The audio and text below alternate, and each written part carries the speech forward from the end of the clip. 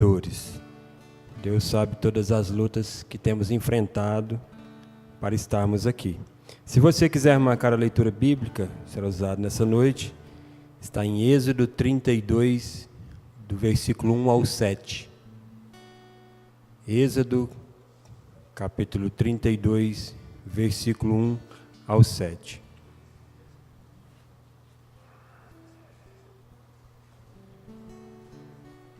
Nós vamos cantar o hino de número 106, adorando a nosso Deus. Fim da lida até real, quando já do rio além.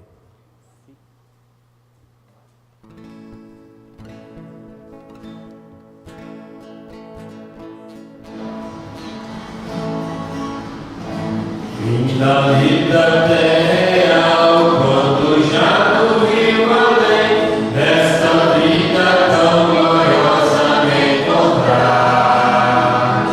Sei que lá meu Redentor, sorridente eu hei de ver, entre todos o primeiro a me saudar.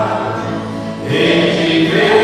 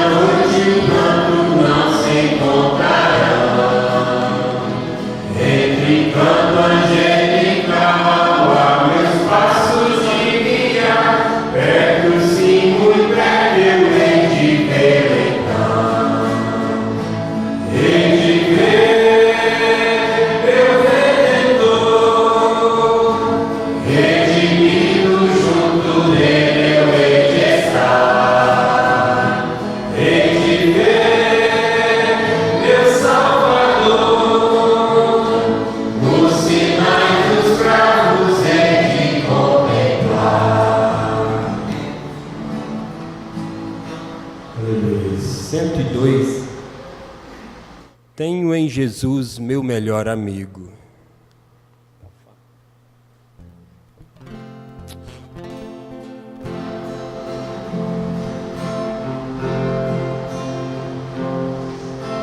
Tenho em Jesus, meu melhor amigo, meu prazer, minha luz. Outro não há que minha alma salve, só Jesus, meu Jesus sempre está comigo, pela mão conduzir-me-á. Tenho em Jesus, meu melhor amigo, enfim, meu será, sei que Ele vê minhas negras lutas, vê também minha dor, todo pesar com amor suaviza, não terei mais temor.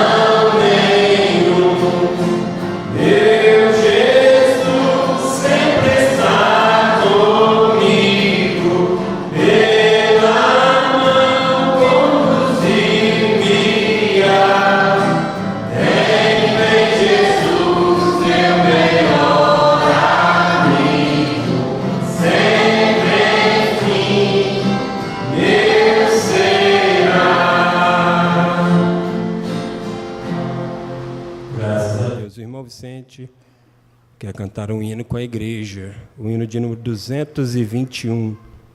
Eu vagava pela senda de horror.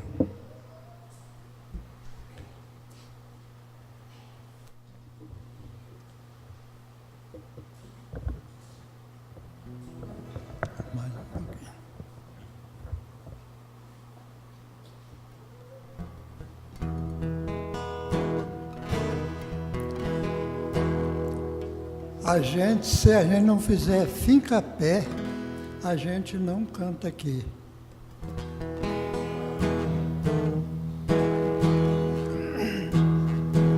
Eu vagava pela senda de horror, oprimido pelo pecado e temor. Quando o Salvador eu vi, sua eterna voz ouvi, mas Jesus me libertou por seu amor. Livre estou,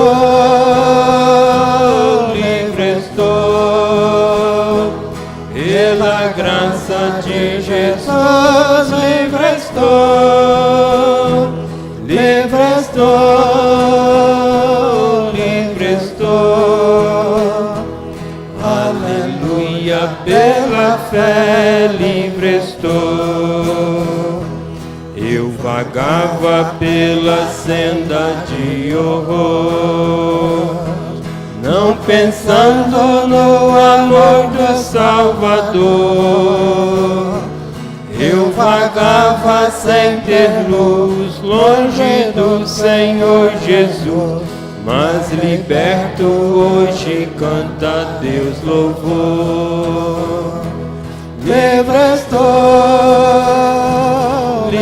estou, pela graça de Jesus, livre estou, livre estou, livre estou. Aleluia, pela fé livre estou. Eu vagava pela senda de horror, mas agora quero andar com meu Senhor. Quero ouvir sua eterna voz e segui-lo sempre após. Glória seja dada ao nosso bom pastor. Livre estou,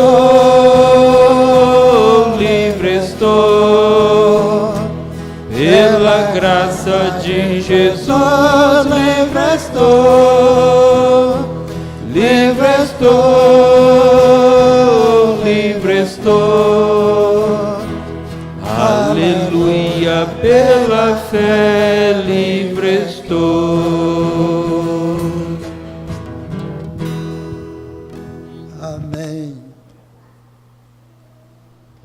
Aleluias. Deus abençoe o irmão Vicente. Nós vamos orar nesse instante. Irmão Adriano, por favor, faz a oração para nós. O irmão Iraí pediu para avisar a igreja que estará de viagem nessa quinta-feira e voltará na próxima quinta-feira. Ele, o irmão Miqueias e o irmão Micaías. E pediu para a igreja lembrar em oração de sua viagem, né? Se tem mais algum pedido, mais alguma necessidade, coloque na presença do Senhor nesse instante. Senhor Deus, Pai Celestial, bom é estar aqui, ó Pai, para ouvir a Tua palavra mais uma vez. Obrigado, Senhor, por ter nos dado vida, ter nos dado saúde, ó Pai, que não há ninguém enfermo no nosso meio, Senhor. Sabemos, ó Deus, que o Senhor tem operado grandes maravilhas, Senhor Jesus. O Senhor ainda tem curado, o Senhor tem nos ajudado, ó Deus. Obrigado, Senhor, por tudo que o Senhor tem feito por nós. Que o Senhor venha, Senhor Jesus, estar conosco nesta noite, falar com nossos corações, ó Deus, que nós possamos, ó Deus, sair daqui abençoado, ó Deus, cheio do Teu Espírito Santo, que é isso que nós precisamos, ó Deus, nós precisamos subir mais, ó Deus, sair, ó Deus, deste mundinho, ó Deus, sair dessas coisas deste mundo e estar mais alto, Senhor Deus, um degrau a mais, ó Pai, que o Senhor nos ajude a dar um passo a mais, Senhor Deus, em rumo a nossa glória, Senhor Deus, que nós sabemos que não é aqui o nosso descanso, ó Pai. Que o Senhor nos ajude, ó Deus, esforce a nossa coragem, Senhor Jesus. Que o Senhor esteja com o irmão Iraí, ó Deus, nessa viagem, protegendo e livrando ele, Senhor Deus. Leva ele e traga ele de volta, Senhor Deus, para a família dele, Senhor. Cuida de cada um, ó Deus, que vão viajar, e todos, ó Deus, que vão ficar aqui, que fiquem com o Senhor, ó Pai. No nome do Senhor Jesus Cristo, amém, Senhor. Vamos dar lugar aos diáconos.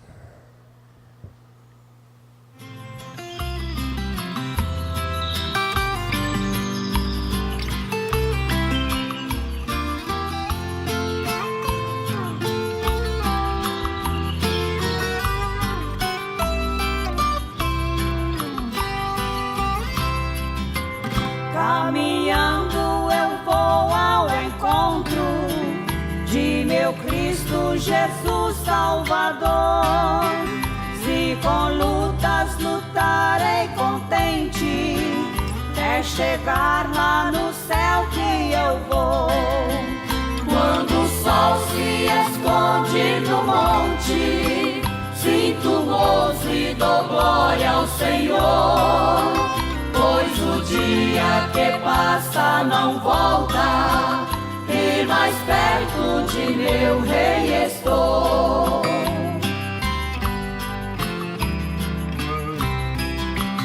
É glorioso em tudo eu vejo o poder de Deus manifestar. Lindas matas e rios que correm, vejo estrelas, vejo a lua brilhar. Quando o sol se esconde no monte, sinto gozo e dou glória ao Senhor. Pois o dia que passa não volta, e mais perto de meu Rei estou.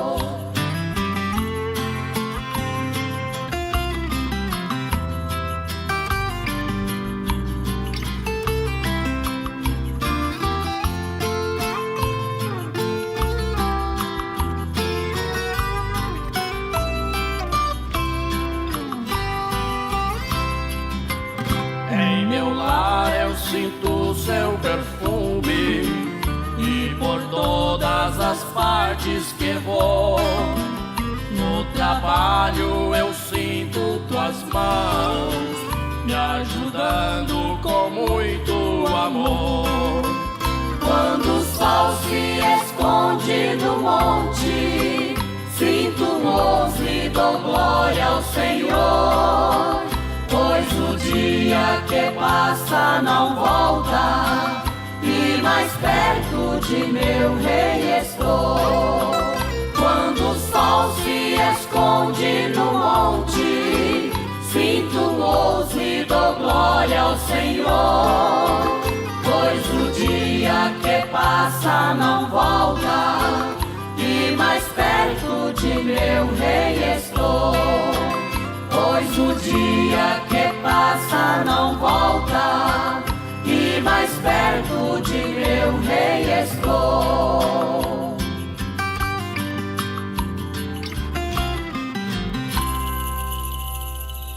Glórias a Deus. Vamos ter a voz do profeta nesse instante. What was he reproached for? Porque ele levava o seu vitupério. His Methodist or Baptist. I'll assure you that. Não porque ele era um metodista, eu lhes garanto isto. Not because he's Pharisee or Sadducee, because he was the vindicated word. Não porque ele era um fariseu saduceu, mas porque era a palavra vindicada. His reproach. For what? The vindicated word. Levando o seu vitupério. Para quê? A palavra vindicada. That's what he did. He said, if I do not the works of my Father, don't believe me. If I'm not the answer to all the Scripture's questions. E isto é certo. Isto foi o que fez. Disse, se eu não faço as obras de meu Pai, não creais em mim. Se eu não sou a resposta de todas as perguntas escriturísticas. So the New Testament was Jehovah of the Old. Jesus do Novo Testamento foi Jeová do Velho. Exactly right. I believe as I was telling you, here not some time ago or somewhere in a meeting, it might not have been here. Exatamente, eu creio. Estava lhes dizendo aqui, algum tempo atrás, ou em reunião em outro lugar. Jehovah of the Old Testament is Jesus of the New. You remember when I was going squirrel hunting that morning, and there it was. Pode que não tenha sido aqui. Jeová do Velho Testamento é Jesus no Novo. Recordam quando eu estava indo a uma caçada de esquilo naquela manhã? Sims running to one out there around the mountain. Me standing there looking at it. E lá estavam aqueles 3 grandes galhos ligando a um lá em cima. Close and took off my hat, laid down my rifle, got up there. Bem na montanha, ou de pé, olhando para aquilo, me aproximei, tirei meu chapéu, coloquei meu rifle no chão. I shook the woods. That Jesus of the New Testament is Jehovah of the Old. Remember? Subi ali e uma voz estremeceu a floresta, dizendo: Jesus do Novo Testamento é o Jeová do Velho, permaneça fiel. So, right below there's where the squirrels appeared. Come into existence. Então, bem mais embaixo, foi onde os esquilos apareceram, vieram à existência quando não havia nenhum lá. Down there. That's truth. It's truth. So God knows before who I stand. It's the truth. That's the truth. E vê, isto é verdade. Vê, é verdade. Deus sabe perante quem estou de pé. É verdade, é certo, é verdade. Right down in Kentucky, and there's people sitting right here tonight with President. Happened again, the same thing. Lá embaixo em Kentucky, e há pessoas assentadas aqui nesta noite que estavam presentes quando isto aconteceu outra vez. A mesma coisa. Yes, we know that it's the truth. Jesus of the Old Testament. Sim, sabemos que é a verdade. Jesus do Velho Testamento. These people first come over here, they couldn't read nor write our language. Quando os chineses vieram aqui pela primeira vez, não podiam ler nem escrever nossa língua. They're great laundrymen. Mas eles eram grandes lavadores. So you go down to the Chinese laundry, he just got him some clear little white tags. He couldn't read one thing. Então você ia até a lavanderia chinesa, ele simplesmente lhe dava algum velho talão em branco, ele não podia ler coisa alguma. You know, you couldn't read it if he wrote it. So when you come, he just took this little white piece of paper, something on this order, say right here, and he tore it a certain way like that. Now he give you one piece of paper, and he kept the other piece of paper. E sabia que você não podia ou não poderia ler se ele escrevesse. Então ele simplesmente tomava seu pequeno pedaço de papel branco, algo assim, e ele o rasgava de certo modo assim. Agora, ele lhe dava um pedaço de papel e guardava o outro pedaço do papel. You come back for your laundry, he said, let me see your piece of paper. And he got... Então, quando você voltava, ele dizia: deixe-me ver o seu pedaço de papel. It matched, that was it. You got your dirty clothes back clean. Ele o tomava e, se aquilo combinasse, estava pronto. Você recebia suas roupas sujas de volta, já limpas. Aleluias, graças a Deus. Nosso Deus abençoe os irmãos que estão conosco através da internet. O irmão Natanael Vitor e Júlia, em Brasília, e a irmã Maria Aparecida e Rodrigo, na fazenda Palmital. Irmão Natanael que pede oração aqui, irmão. Nós cremos que seu nome foi ouvido por Deus, né? Seu pedido de oração foi recebido por Deus também. E mais 4 conexões que não foram identificadas. Que o Senhor Jesus continue vos abençoando. Agora, sobre o toque do hino Somente Crer, vamos então receber o irmão Odair Henrique nesta noite.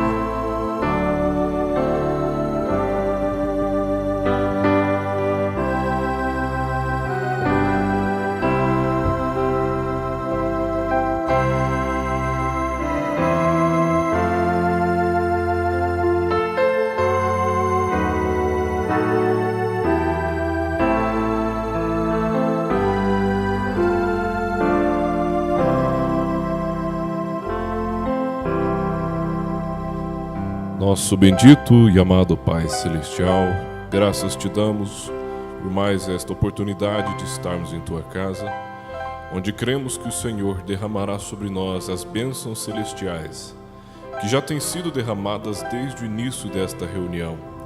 Nós te agradecemos, ó Deus, por cada irmão aqui presente, pelo serviço dos diáconos, os serviços técnicos, pelos músicos, o período de louvor, pelas orações, pela voz do profeta. Temos sido ricamente abençoados desde que entramos por essas portas e agora humildemente pedimos que o Senhor complete as nossas bênçãos através da Tua palavra, que ela venha de encontro mais uma vez às necessidades do Teu povo nesta noite, que o Senhor possa trazer cura para aquele que está necessitando, que o Senhor possa trazer força e ânimo para aquele que estiver fraco. É o que rogamos neste momento, com perdão dos nossos pecados, em nome do Senhor Jesus Cristo. Amém. Uma boa noite na presença do Senhor Jesus Cristo. Amém. Mais uma vez é um imenso prazer estarmos aqui, cumprindo então o chamado, do pastor Ivaldo para que estivéssemos então aqui neste domingo. Eu trago a saudação ali da minha esposa, que não pôde comparecer. O bebê tomou uma vacina e está um pouquinho doente, E ela preferiu ficar com ele lá, mas mandou saudações a todos os irmãos e esperamos que da próxima vez ela possa estar aqui com Samuel também, para ele fazer um pouco de barulho aqui dentro dessa igreja, Que é um rapazinho bastante participativo. Irmãos, nesta noite a leitura já foi anunciada, Nós vamos meditar um pouco sobre apostasia. É um tema que o irmão Brana abordou em diversas mensagens e nós vamos trazer isso nessa noite como que um alerta ao povo de Deus, talvez uma palavra de ânimo para aquele que porventura esteja se sentindo fraco na fé. Nós vamos falar em 3 tópicos, como de costume, começando pelo preço da apostasia, a apostasia e a marca da besta, e vamos encerrar então falando sobre um povo predestinado. Você sabia que tem um povo predestinado para não se apostatar? E esse povo somos nós. Então, graças a Deus por tudo isto. Nós vamos nos colocar de pé, vamos começar pela Escritura. E essa Escritura já retrata bem o que é apostasia. Os irmãos vão acompanhar o que aconteceu com o povo de Israel quando Josué se ausentou, quando Moisés se ausentou deles. Então está lá em Êxodo 32. Veja um exemplo de apostasia. Versículo 1. Mas vendo o povo que Moisés tardava em descer do monte, ajuntou-se o povo a Arão e disseram-lhe: Levanta-te e faze-nos deuses que vão adiante de nós, porque, quanto a este Moisés, a este homem que nos tirou da terra do Egito, não sabemos o que lhe sucedeu. Moisés, nesse momento, estava no monte, recebendo a palavra de Deus, só que ele estava se demorando lá em cima e o povo começou a se desviar. E Arão lhes disse: Arrancai os pendentes de ouro que estão nas orelhas de vossas mulheres e de vossos filhos e de vossas filhas, e trazei-mos. Então todo o povo arrancou os pendentes de ouro que estavam nas suas orelhas e os trouxeram a Arão. E ele os tomou das suas mãos e formou o ouro com um buril, e fez dele um bezerro de fundição. Então disseram: Estes são teus deuses, ó Israel, que te tiraram da terra do Egito. E Arão, vendo isto, edificou um altar diante dele. E Arão apregoou e disse: Amanhã será festa ao Senhor. E no dia seguinte madrugaram e ofereceram holocaustos e trouxeram ofertas pacíficas. E o povo assentou-se a comer e beber, e depois levantaram-se a folgar. Então disse o Senhor a Moisés: Vai e desce, porque o povo que fizeste subir do Egito se tem corrompido.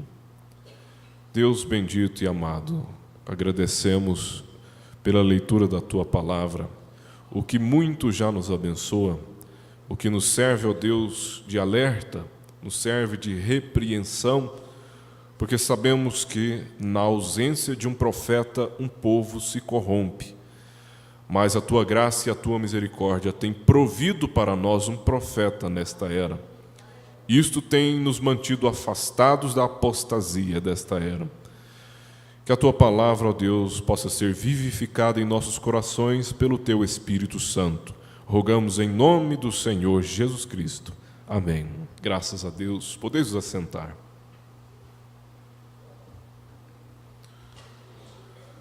O povo de Israel se apostatou porque Moisés não estava no meio deles. Moisés era o profeta de Deus. Moisés era quem transmitia a palavra de Deus para o povo. Então, quando Moisés não estava, era como se Deus não estivesse com eles. E então, na ausência do profeta, o povo se apostatou. O que é se apostatar? É se desviar de um caminho. É se desviar da palavra de Deus. Nós podemos fazer um paralelo com o desenvolvimento de uma criança. Outro dia, em casa, nós passamos por uma experiência que acredito que todos os pais e mães, uma hora ou outra, vão passar ou já passaram várias vezes. O Samuel estava acordado e a minha esposa estava passando roupa e ele estava por ali brincando, né? E eu estava distraído, fazendo outras coisas. E, de repente, notamos a falta dele, né? E aí a esposa grita lá do quarto, né? Cadê o menino? Aí, eu achando que ele estava lá, e não estava comigo também, eu disse, não está aqui. Então, fomos procurar, né? Então, aprendi da maneira prática, que quando a criança cala, é hora de você procurar por ela, né? Porque ela está fazendo alguma coisa que não deve. E aí, fomos lá, ele estava na área onde ele encontrou um belo de um vaso de plantas, né? E estava ali brincando com terra, espalhou terra na área inteira e estava se divertindo. Só não estava com a boquinha suja, né? Sinal de que pelo menos ele não comeu a terra. Mas se deixasse, né? Com um pouco de tempo mais ele teria comido também. Isso porque não estava na presença de nenhum dos pais, né? Então você vê, em determinada faixa etária, a criança precisa de supervisão constante. Ela não pode ser deixada sozinha. É bem conhecido que nessa faixa etária, nós chamamos de a idade da inocência, né? Mais ou menos até os 7 anos.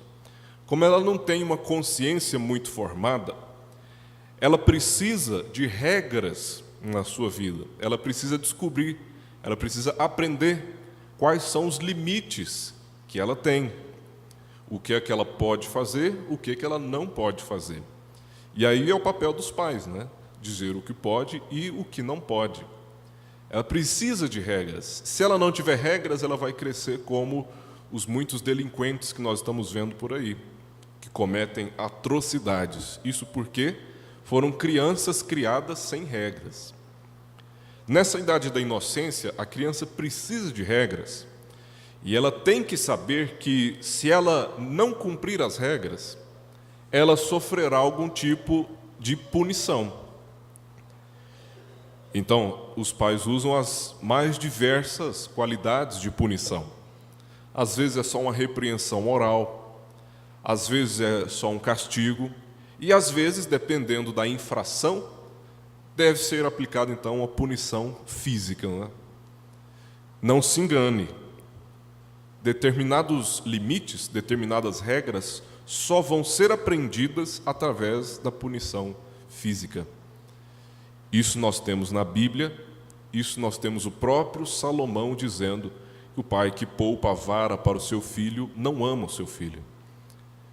A criança precisa dessas regras e tem que ter muita clareza que, se ela desrespeitar essas regras, haverá punição. Mas então ela chega ao ponto em que ela sai daquela idade da inocência e entra na idade da consciência. Agora ela sabe muito bem o que ela pode e o que ela não pode fazer, E quando ela estiver fazendo algo errado, ela vai saber e vai ter consciência daquilo. Então, é bastante dito que quando a criança não é corrigida, quando criança, depois que ela crescer, não adianta mais a correção. Então, há um período muito curto na vida em que ela tem que aprender os limites para que ela siga isso pelo resto de sua vida. E na Bíblia nós temos: cria o teu filho no caminho do Senhor, e mesmo depois de grande, não se desviará dele. A criança então tem esse período em que ela aprende as regras, e depois, na idade da consciência, quando ela atinge a maturidade, ela passa a viver de acordo com isso que ela aprendeu. E o povo de Deus foi exatamente desta forma desde Israel, desde o princípio. Nós podemos ver que no Antigo Testamento, Deus educava o povo com regras. Nós temos 10 mandamentos, nós tínhamos juízes que julgavam o povo. E quando um desses mandamentos era transgredido, então era aplicada uma punição. Às vezes a justiça dos homens aplicava, às vezes o próprio Deus aplicava, como no caso de Coré, Datã e Abirão. Deus, quando as suas regras eram transgredidas no Antigo Testamento, ele então fazia aquela punição, muitas vezes física, matava aquelas pessoas, porque ali o povo de Deus estava ainda na sua infância. Era como que uma idade da inocência, uma criança na idade da inocência. Ela tem que ter as regras, e Deus colocou essas regras no Antigo Testamento. E quando o povo transgredia as regras, Deus então trazia uma punição por aquilo. E é justamente isso que nós lemos no capítulo 32 de Êxodo. É o povo se apostatando, se desviando das regras colocadas por Deus. Se desviando, tanto que quando Moisés desceu do monte, então, e viu o que o povo tinha feito, Moisés estava com as tábuas da lei nos seus braços. Quando ele viu a apostasia do povo, ele lançou as tábuas por terra e quebrou as tábuas, em sinal do que o povo estava fazendo. Eles haviam quebrado uma lei de Deus, se apostatando. Então veja, é um paralelo entre uma vida de uma pessoa e a vida do povo de Deus ao longo das eras. Agora nós vemos que hoje nós não estamos mais na era da inocência, espiritualmente falando. Nós não somos mais crianças na fé. Nós não precisamos pregar aqui na parede uma lista de regras desta igreja, como que entrando num legalismo. O legalismo é o sinal de uma fé infantil. Porque quem é que precisa de regras? É a criança. Então nós não precisamos aqui de um conjunto de regras. A irmã tem que se vestir assim, assim, né? A irmã tem que usar sapatos com saltos de no máximo tantos centímetros. O cabelo das irmãs tem que medir tantos centímetros. Os irmãos têm que usar uma calça de não sei o quê. Nós não precisamos de regras, porque nós já estamos numa maturidade na fé, onde quem nos guia naquilo que devemos e não devemos fazer é o Espírito Santo. Ele faz isso através do púlpito e através da nossa consciência. Assim, nós sabemos já o que é certo e o que é errado. Temos maturidade na fé, mas ainda assim existe apostasia hoje. Nós vamos começar aqui citando na mensagem As 7 Eras da Igreja, no parágrafo 86. O irmão Branham vai trazer um pouco do que é o preço pela apostasia. Qual é a punição que Deus faz por causa da apostasia? Ele diz: uma ilustração que podemos tirar é a história de Israel deixando o Egito para a terra de Canaã.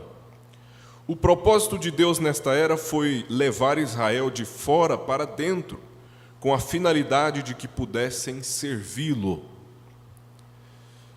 Deus não só tirou o Egito de dentro de Israel, Deus tirou Israel de dentro do Egito também.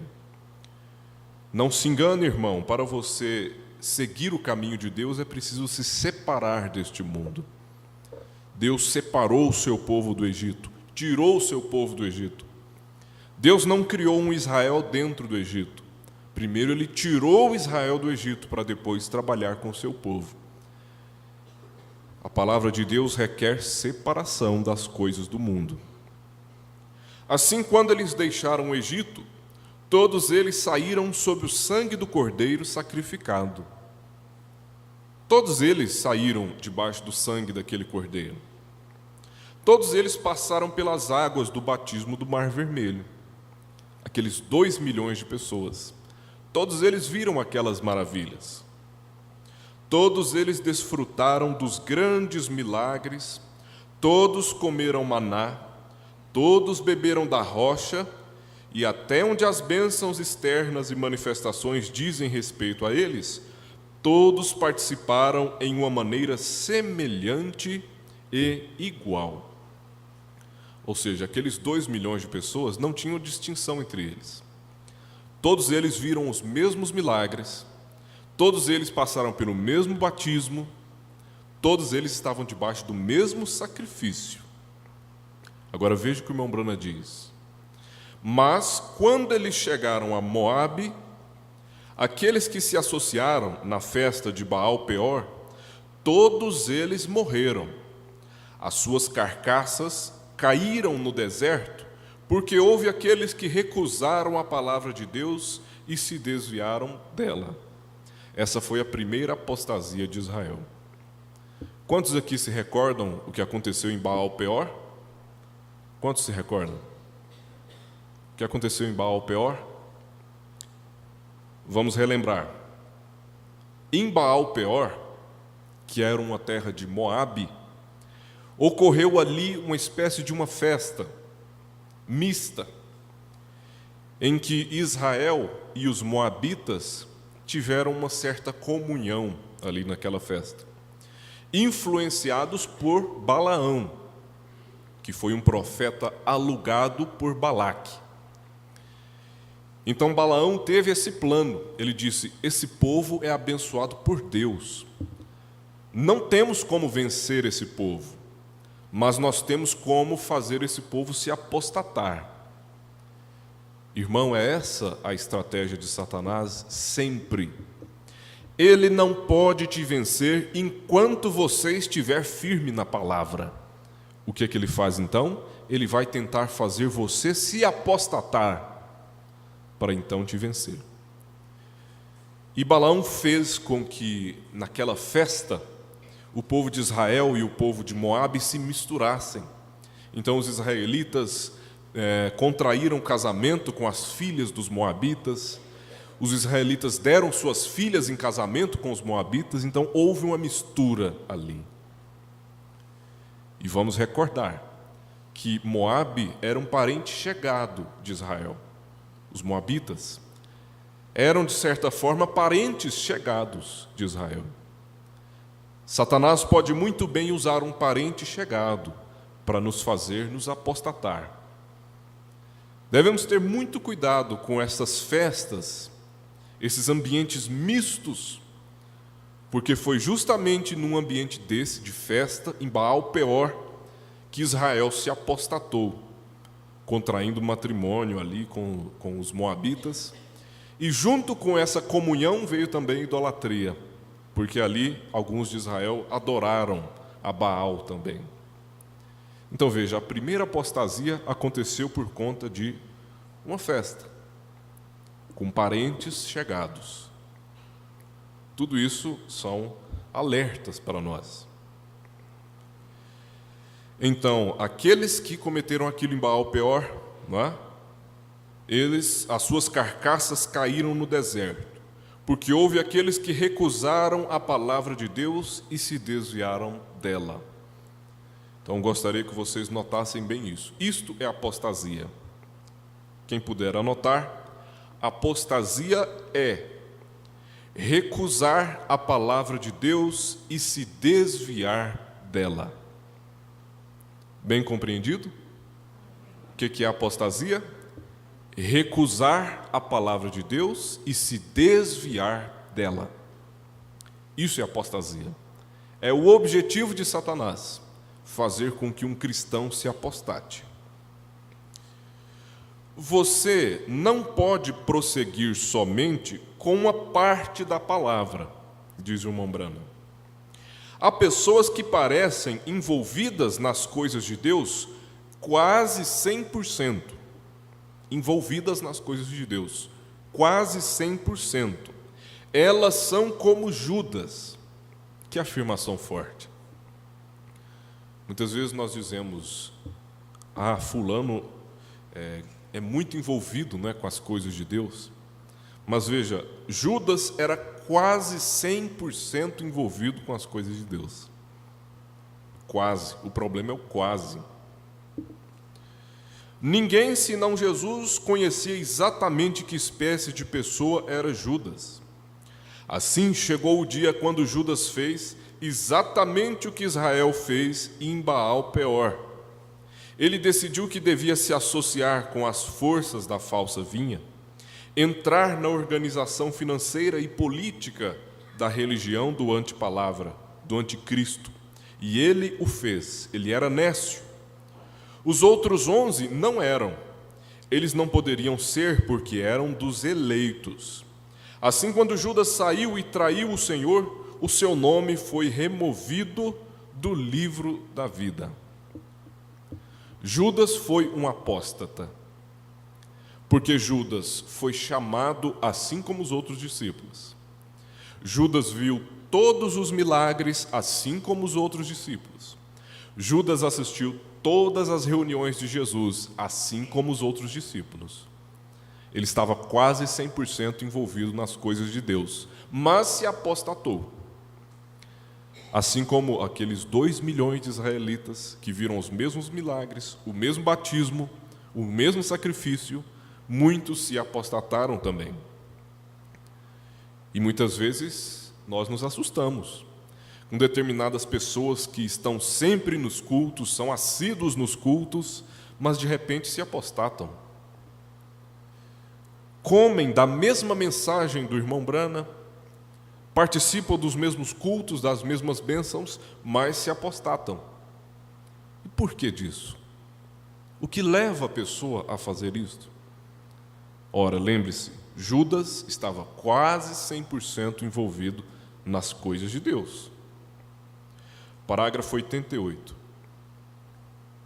Para classificar mais ainda esta remoção de um nome do livro da vida, devemos estender os nossos pensamentos a Israel, nos dias de Moisés. Agora o irmão Branham vai voltar nessa escritura que nós lemos. Êxodo 32, dos versículos 30 até o 34. E aconteceu que no outro dia Moisés disse ao povo, isso aqui é o que aconteceu depois da cena que nós lemos. Israel desceu e viu aquela apostasia. Ele disse ao povo, vós pecastes grande pecado. Agora, porém, subirei ao Senhor e porventura farei propiciação por vosso pecado. Assim tornou Moisés ao Senhor e disse, ora, este povo pecou grande pecado. O povo se corrompeu. O povo se apostatou. E este povo pecou pecado grande, fazendo para si deuses de ouro. Agora, pois, perdoa o seu pecado, senão, risca-me, peço, do teu livro que tens escrito. Então disse o Senhor a Moisés, aquele que pecar contra mim, a este riscarei do meu livro. Vai, pois, agora e conduz este povo onde te tenho dito. Eis que o meu anjo irá diante de ti, porém no dia de minha visitação visitarei neles o seu pecado. Qual foi o salário da apostasia? Deus riscou os nomes do livro da vida. Riscou os seus nomes do livro da vida. Irmão Branham diz, é mais do que evidente que nomes têm sido e serão removidos do livro da vida, até que chegue o tempo em que não serão mais. Neste lugar específico foi por causa da idolatria. Assim como quando Dan e Efraim perderam seus direitos como tribos por adorarem o bezerro de ouro. Todos que adorarem ídolos têm seus nomes removidos do livro da Bíblia. Então vamos só parar aqui, irmãos, e retomar um pouco do que nós vimos. O que é apostasia? Que vocês anotaram?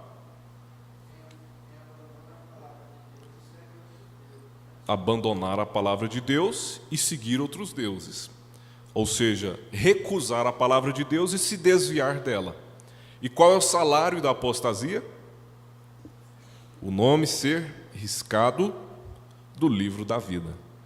Bem entendido até aqui? Amém? Vamos prosseguir. Quando Israel rejeitou a liderança de Deus na coluna de fogo, veja só, rejeitou a liderança de Deus na coluna de fogo, isso é apostasia, e se converteu à adoração de bezerros de ouro, seus nomes foram removidos do livro da vida.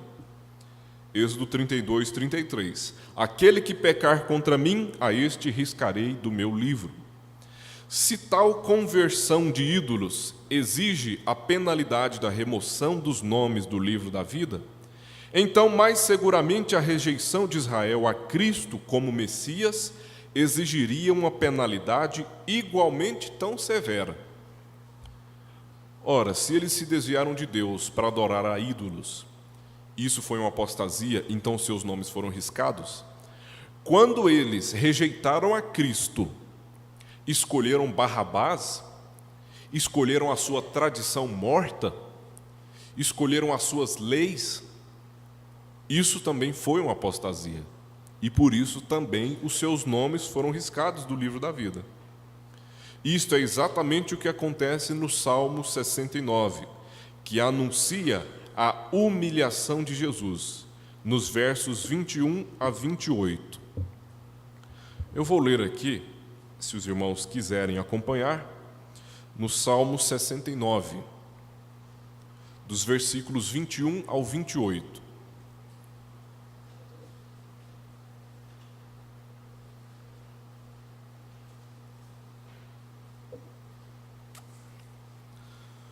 Você vai perceber que Davi estava profetizando que Jesus, o Messias, seria rejeitado.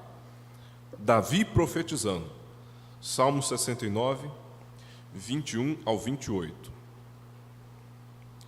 Deram-me fel por mantimento, e na minha sede me deram a beber vinagre.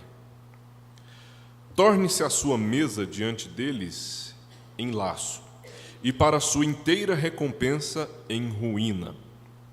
Escureçam-se-lhes os olhos para que não vejam, e faze com que os seus lombos tremam constantemente.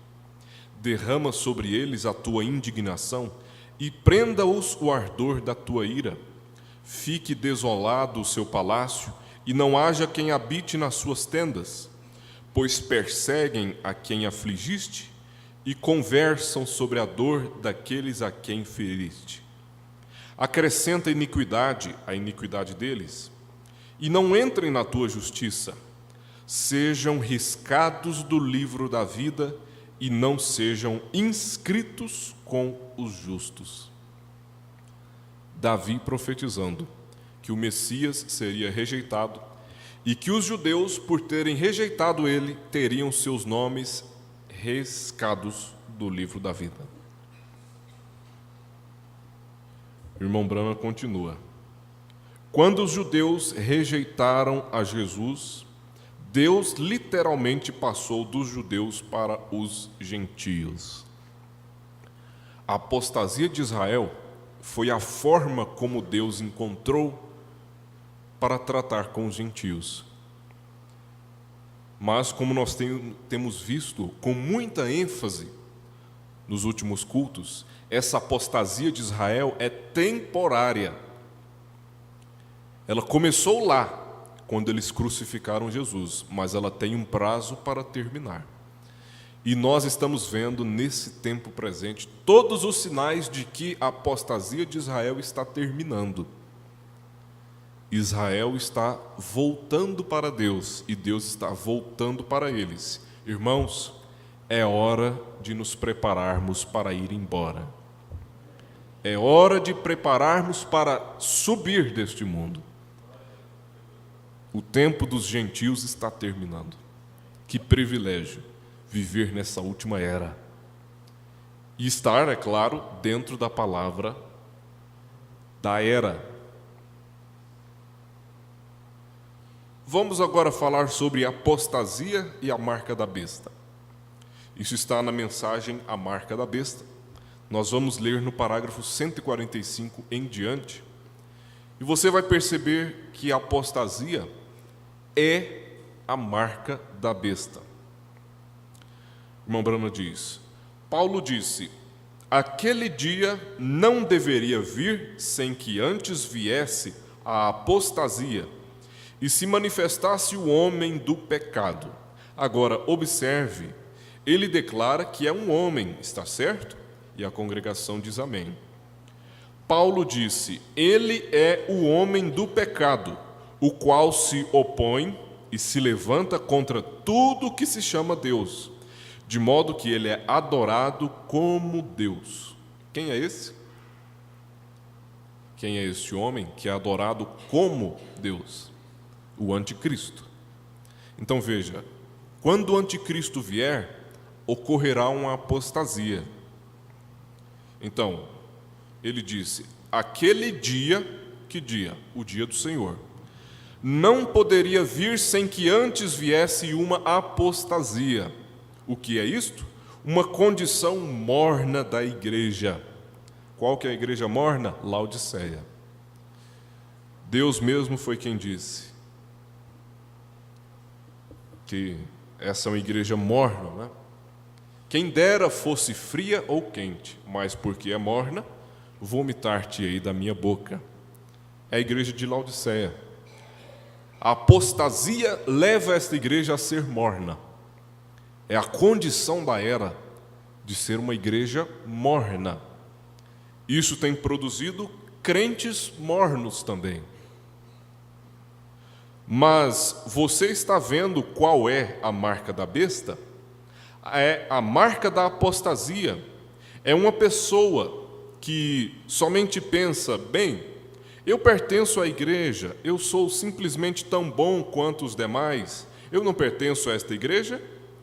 Aí o irmão Brana pergunta: e você faz ideia de onde a organização da sua igreja, da qual você está dependendo, de onde ela procede?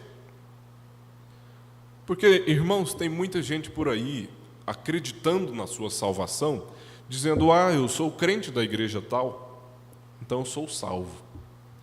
Eu sou crente da denominação tal, então eu sou salvo. E aí o irmão Brana pergunta: você sabe de onde vem essa sua denominação? Você sabe de onde vem esse seu sistema religioso? De onde ele vem? É do próprio anticristo. A Bíblia diz: aquele que adora a besta recebe a sua marca ou a letra do seu nome. Agora observe: na testa ou na mão. Isto é conhecimento ou obras. Isso não quer dizer que você recebe uma grande tatuagem em sua face. Não tem que ser isto. Não está falando do exterior, está falando do espiritual. Muitas pessoas, com suas mentes cauterizadas, vivem até com medo de determinadas coisas, achando que aquilo seja a marca da besta. A marca da besta é isso, a marca da besta é aquilo. É um chip, não sei das quantas. A marca da besta vai ser uma tatuagem, como diz o irmão Brana aqui. Todos enganados. A marca da besta, ela não é externa, ela não é física, ela é espiritual. Ela não é possível ver ela pelos olhos. A marca da besta, então, é a apostasia. Essa condição morna da pessoa acreditar que é salva só porque pertence a uma igreja. Só porque frequenta os cultos, só porque entrega os seus dízimos. A marca da besta é uma apostasia, é uma condição morna em que a pessoa não vive realmente a palavra de Deus. Agora, podemos notar aqui, não está falando do exterior, está falando do espiritual.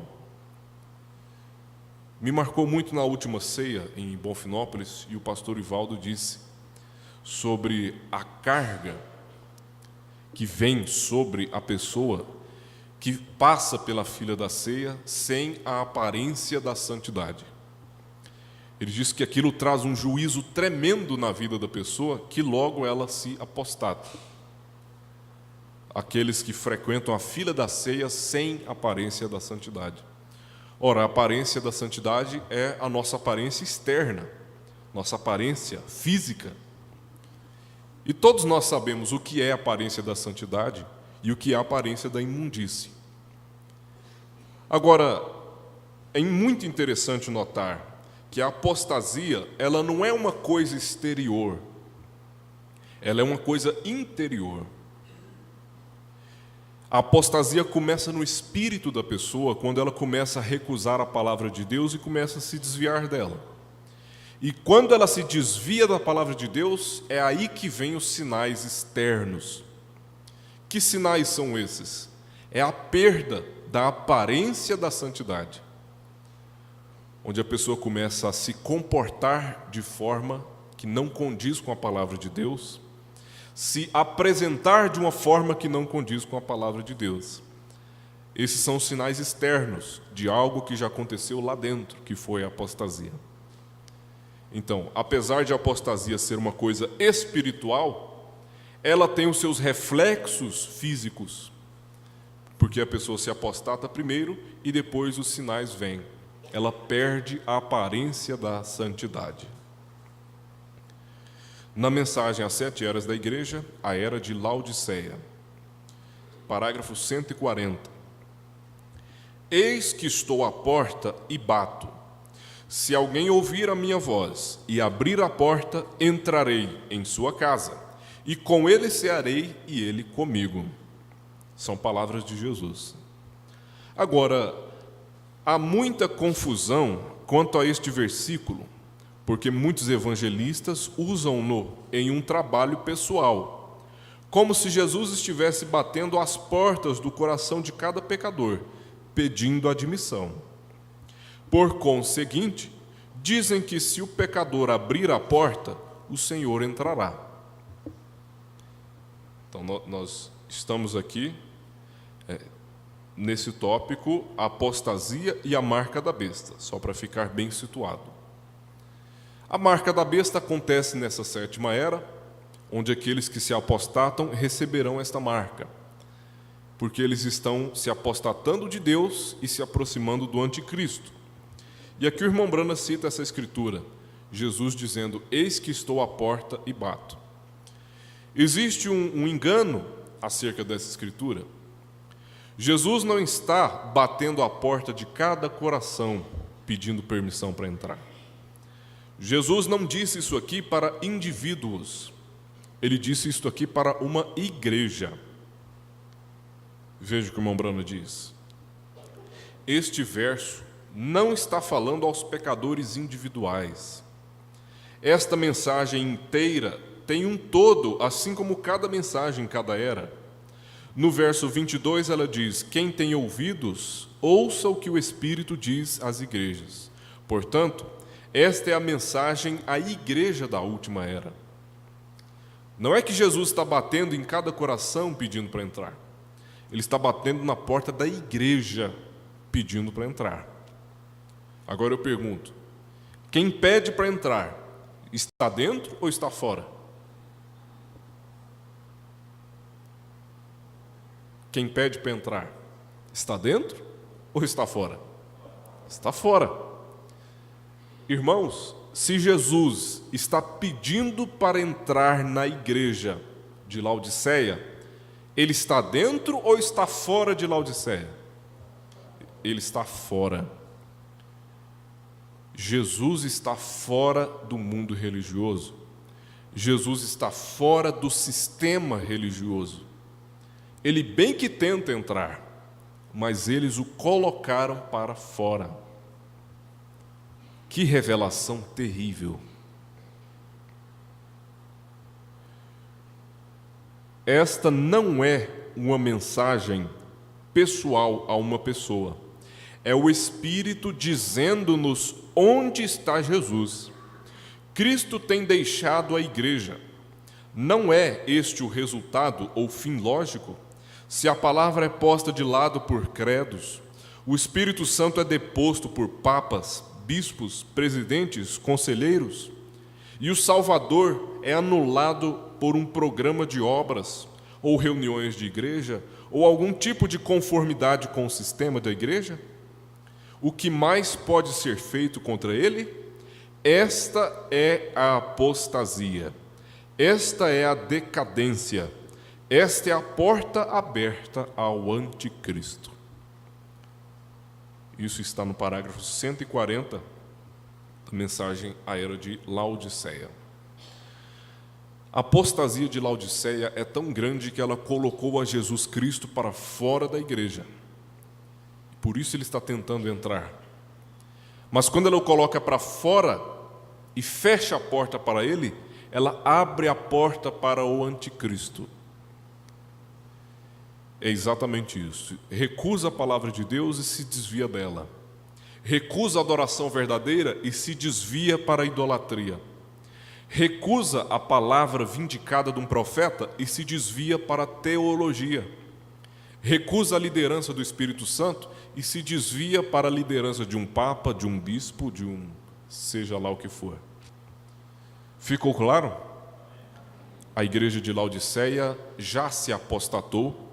A igreja de Laodiceia já abriu a porta para o anticristo e Cristo está de fora dela, batendo, tentando entrar. Enquanto isso, onde ele está? Onde está Cristo hoje? Na noiva. Mas traz isso para o seu pessoal. Onde está Cristo hoje? Em mim. Ele não está na igreja, ele não está num sistema religioso. Cristo está em mim. Em você, através do Espírito Santo, nós somos tabernáculos de carne onde Cristo vive. Aleluia! Graças a Deus. Mateus 24, isso no parágrafo 141. Mateus 24 menciona sinais nos céus referentes a este último dia, exatamente antes de Jesus vir. Sinais nos céus, né? Nós tivemos aí no encontro e depois aqui também, através do irmão Sidney, uma expansão, uma abordagem, né, maestral sobre esses sinais no céu. Deus não faz nada sem antes revelar aos seus servos profetas. E Deus tem revelado esses sinais para nós. Sinais nos céus. Eu gostaria de saber se vocês notaram recentemente tal sinal cumprindo, como que para retratar justamente esta verdade sobre a qual temos discutido. Esta verdade é que Jesus tem sido firmemente empurrado para um lado, até que nesta última era ele é expulso para fora da igreja. Recordem que na primeira época era uma igreja com um círculo quase completo de verdade. Aqui o irmão Brano está falando desse diagrama, das 7 eras da igreja. E na primeira era de Éfeso, onde Paulo era o profeta, nós temos que a igreja era quase um círculo completo de luz. Só tinha um pequeno pontinho preto ali. Veja, na primeira época era uma igreja com um círculo quase completo de verdade. Contudo, havia um pequeno erro chamado as obras dos Nicolaitas, que impediu que o círculo fosse completo. Aquele pequeno ponto preto ali na era de Éfeso já é a semente do anticristo. Aquele pequeno ponto preto ali é o cavaleiro do seu cavalo branco, tendo a aparência de Cristo, mas negando a Cristo. Então, na era seguinte, mais trevas se arrastaram para dentro do círculo, até que a bola de luz brilhou menos, e as trevas cobriram mais o círculo. Na terceira era, foi coberta ainda mais, e na quarta era, que foi a idade das trevas, a luz tinha quase se extinguido. Agora pense nisto: a igreja brilha com a luz refletida de Cristo. Ele é o sol, a igreja é a lua. Ela tem decrescido de uma lua cheia na primeira era a apenas um fragmento na quarta era. A igreja sendo representada aqui por esses círculos, né? Cada era que foi passando, o círculo foi ficando mais negro, ou seja, a igreja foi se apostatando. Agora pense nisto: a igreja brilha com a luz refletida de Cristo. Ele é o sol, a igreja é a lua. Assim, este círculo de luz é a lua, e ela tem decrescido de uma lua cheia na primeira era a apenas um fragmento na quarta era. Porém, na quinta era, ela começou a crescer. Reforma protestante. Na sexta, ela deu um grande passo no crescimento. Numa parte da sétima era, ela estava ainda crescendo, movimento pentecostal. Quando repentinamente ela parou e se diminuiu a quase nada, de modo que, ao invés de luz, ela era escuridão da apostasia. E ao fim da era, tem cessado de brilhar, porque as trevas têm dominado. Cristo está agora do lado de fora da igreja. Aqui está o sinal no céu. Porque tudo isso que o irmão Branham desenhou foi com base em um eclipse, e esse eclipse aconteceu no dia que o Papa visitou Jerusalém. Esse foi o sinal no céu. E agora, repetidamente, nós temos tido sinais nos céus através das luas de sangue e tudo aquilo que nós temos aprendido. São sinais para Israel, mas tudo que é sinal para Israel é sinal para nós também, para nós nos arrumarmos, porque a nossa partida está próxima. Glória a Deus. Então veja, para resumir esta parte, a apostasia é a marca da besta. A apostasia é a igreja colocando Cristo para fora e abrindo a porta para o anticristo. Por isso ela está nesse estado morno, esse estado febril, está contraindo o matrimônio com o anticristo, está recebendo a marca da besta, e o pior de tudo é que ela não sabe. Então vamos finalizar agora falando sobre o povo predestinado. Afinal de contas, Deus deixou uma pequena partezinha branca ali, representando um povo predestinado.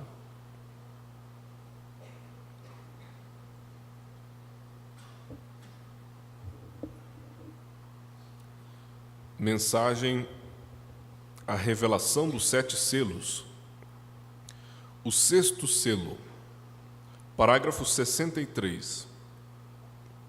O irmão Branham disse o seguinte: o anticristo é tão parecido com o verdadeiro cristianismo que mesmo a Bíblia disse ele enganaria a todo aquele que não fosse predestinado. De tão parecido, ele enganaria a todo que não fosse predestinado. Judas Iscariotes enganou todo mundo, menos Jesus. Jesus sabia desde o princípio que um dos discípulos era um diabo que o trairia. Então, o anticristo, ele é tão parecido que enganaria a todos, se fosse possível. Enganaria a todo aquele que não fosse predestinado, isto é certo. A Bíblia disse que nos últimos dias, tudo que não estivesse predestinado, o eleito, diz, o eleito. Agora, qualquer um toma esta palavra e vai com ela de volta até a sua margem. Você vê o que isto significa. Diz, o eleito predestinado. Vem? Então, enganará todos aqueles cujos nomes não estavam no livro da vida do Cordeiro desde antes da fundação do mundo. Então aqui nós vemos o irmão Branham falando sobre o 2º livro. O livro da vida é um livro em que os nomes podem ser riscados, mas o livro da vida do Cordeiro contém ali os nomes dos eleitos desde antes da fundação do mundo. E no livro da vida do Cordeiro, os nomes que estão lá não podem ser riscados. O que leva um nome a ser riscado do livro da vida? Apostasia. Mas se no livro da vida do Cordeiro o nome não pode ser riscado, quer dizer que quem é eleito não pode se apostatar. Um povo que é eleito não se apostata. Muitas vezes o eleito pode cair naquela situação que Davi caiu. Nós vemos ali no Salmo Davi clamando a Deus: torna a dar-me a alegria da minha salvação. Não que Davi tenha perdido a sua salvação, não que Davi tenha perdido a sua eleição, mas ele perdeu a alegria. E muitas vezes o pecado que está na nossa carne, esse Romanos 7, quando quero fazer o bem, o mal está comigo. O bem que eu quero eu não faço, mas o mal que eu não quero, este faço. O pecado que está na nossa carne rouba às vezes a alegria da nossa salvação. Chega a roubar até o nosso companheirismo com Deus. Isso acontece com o eleito. Mas tudo isso é para um aperfeiçoamento. Porque, embora às vezes nós percamos a alegria da salvação, como nós somos eleitos, nós nunca vamos perder a salvação. Ela é nossa. Às vezes o pecado tira a alegria da salvação de nós. Mas isso não faz com que nós nos apostatemos. Não nos leva a recusar a palavra de Deus e desviar dela. E quando isso acontece com o eleito, Deus traz um juízo para tirar ele da terra, para que ele vá salvo. Não é isso que acontece? Agora, graças a Deus, porque Deus guardou um povo eleito, apesar de toda a apostasia, apesar da porta aberta para o anticristo, Deus guardou um povo, e este povo não se apostata porque tem o seu nome escrito no livro da vida do Cordeiro. Se o seu nome está ali, escrito com o sangue do Senhor Jesus Cristo, irmão, você não vai se apostatar.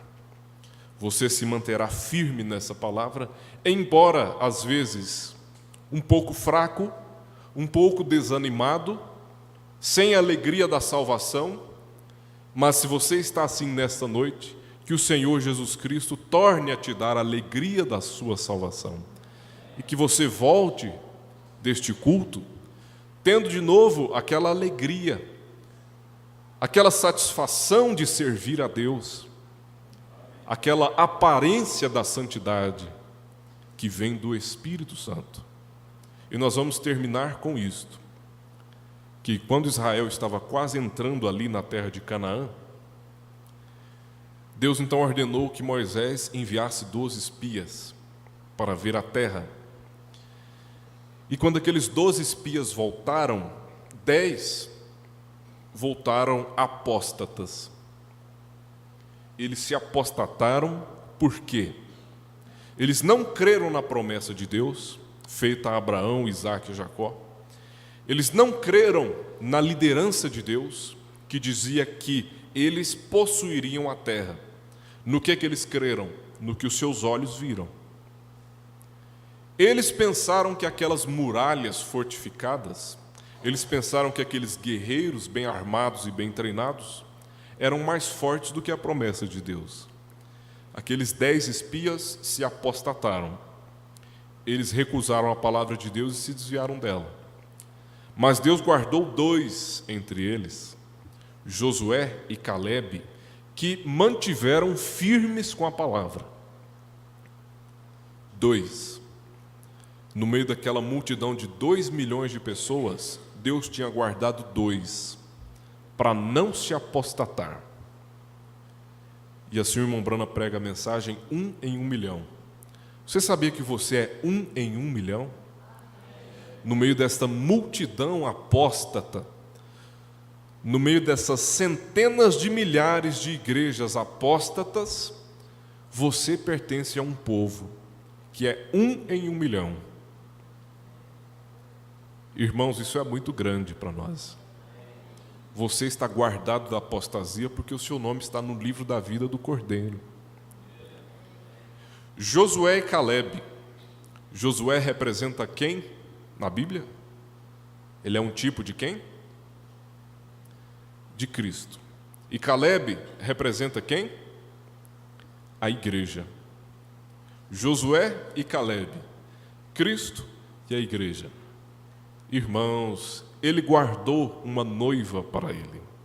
Apesar de tanta apostasia, apesar de tanto desvio da palavra, ele guardou uma noiva para ele. E esta noiva está firme na palavra. Esta noiva continua batizando em nome do Senhor Jesus Cristo. Esta noiva continua seguindo a liderança do Espírito Santo.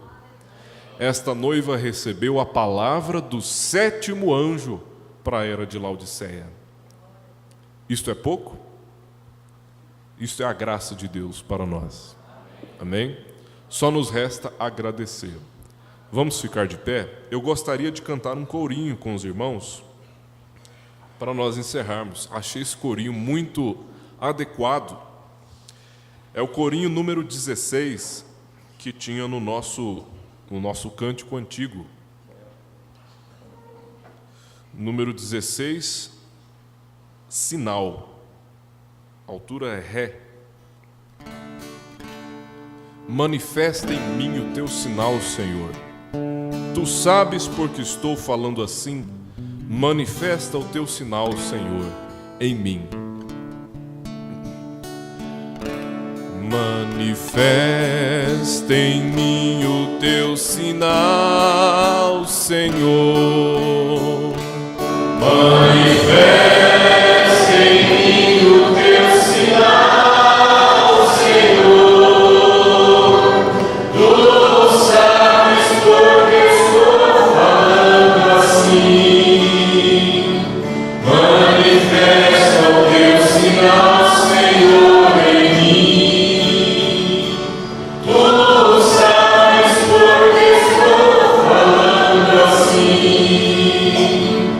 Manifesta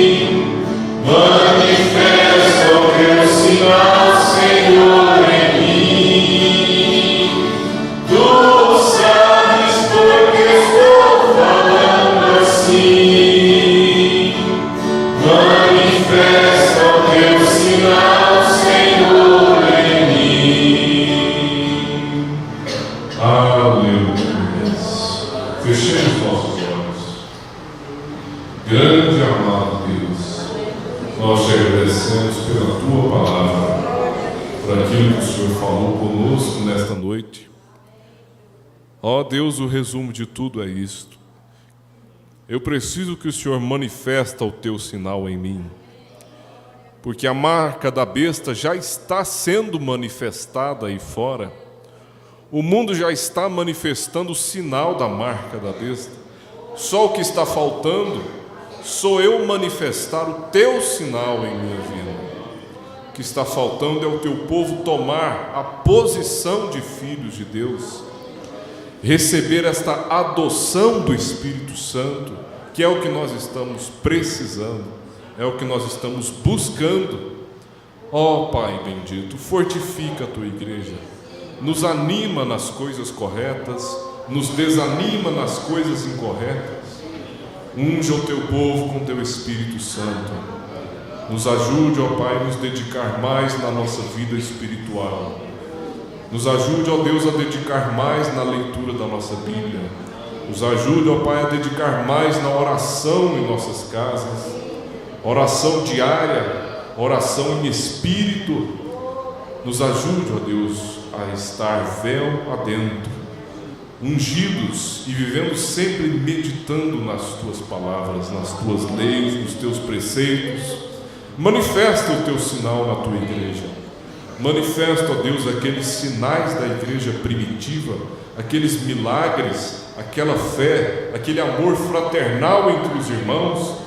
Traz aquilo de volta para nós, ó Pai, aquilo que foi perdido ao longo das eras. Traga, Senhor, aquela fé apostólica de volta para esta igreja, aqueles sinais e maravilhas. Manifesta o teu sinal em nós, Senhor. Meu irmão que está fraco, a minha irmã que está fraca, enche do teu ânimo, devolve a alegria da salvação ao coração deles. As crianças, os jovens que estão sendo perseguidos por Satanás neste mundo, Pai bendito, cobre eles com o teu sangue. Não permita que eles sejam maculados por este mundo. Guarde eles na tua palavra. Unja eles cada dia mais, ó Deus, para vencer as tentações, para serem vitoriosos nas provas. Abençoa cada irmão e cada irmã que esteve aqui, que eles possam estar levando uma bênção nesta noite. Guarda cada um de nós no retorno para os nossos lares. Oramos também pelo pastor Ivaldo, sua família, o seu ministério, pastor Joaquim, todos estes homens que vivem em prol da noiva do Senhor aqui no Brasil. Sejam todos abençoados, ó Deus. Pedimos isto com fé no Senhor e com perdão dos nossos pecados. Em nome do Senhor Jesus Cristo, te agradecemos hoje e todo sempre. Amém. Graças a Deus. Eu agradeço aos irmãos pela paciência, pela vossa humildade em estar aqui mais uma vez nos ouvindo, apesar às vezes de ser cansativo, não é? Mas eu tenho fé em Deus de que você está levando pelo menos alguma bênção nesta noite. Tenho fé em Deus que Ele falou com a igreja nesta noite. Resta-nos abençoar uns aos outros e que a graça do Senhor Jesus Cristo esteja sobre cada um de vós, hoje e todo sempre.